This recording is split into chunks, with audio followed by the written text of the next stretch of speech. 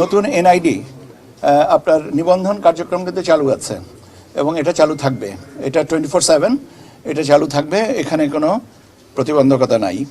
তবে ভোটার তালিকায় অন্তর্ভুক্তি হবেন বা হয়েছেন 31শে অক্টোবর 2025 পর্যন্ত যারা 18 বছর অর্জন করেছেন এবং নিবন্ধিত হয়েছেন তাদেরই নাম ভোটার তালিকায় আসবে। আউট অফ কান্ট্রি ভোটিংয়ের ব্যাপারে আমরা বলেছিলাম যে 18ই ডিসেম্বর পর্যন্ত সময়সীমা, ওটাকে বাড়িয়ে 25শে ডিসেম্বর মধ্যরাত 25শে ডিসেম্বর বাংলাদেশ স্ট্যান্ডার্ড টাইম অনুযায়ী আমরা 25শে ডিসেম্বর পর্যন্ত আরও এক সপ্তাহ বাড়ানো হয়েছে। এবং আপনারা আউট অফ কান্ট্রি ভোটিংয়ের নিবন্ধন প্রক্রিয়াটা এখানে আমাদের যে স্ক্রিন আছে এখানে আপনারা নিয়মিত দেখতে পাচ্ছেন যে আমাদের প্রগ্রেসটা কীভাবে, এবং উই বিলিভ যে প্রগ্রেসটা বাড়বে। এখন বাড়ানোর সময় বিষয়টা হচ্ছে যে অনেকে প্রবাসীরা বলেছেন যে এটা বাড়ালে ভালো হয়, তো ঠিক আছে, আমরাও যদি দেখলাম যে আমাদের বাড়ানোর সুযোগ আছে, ভালো কথা, করানোই যেতে পারে।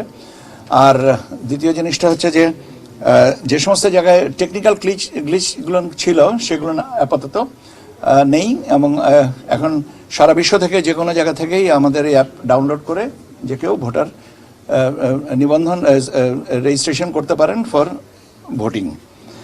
আর ICPV in country postal vote, এটার তফসিল ঘোষণার পর থেকে 15 দিন মেয়াদে আমরা আপনার নিবন্ধন প্রক্রিয়াটা চালু করব।